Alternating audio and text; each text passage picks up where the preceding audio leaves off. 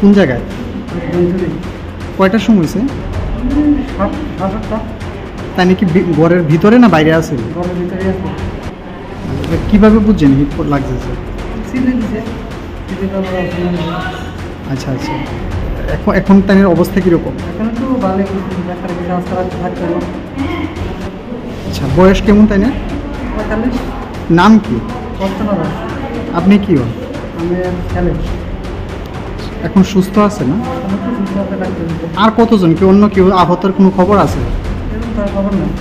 একজন মানে বাড়িতেই পড়ছে?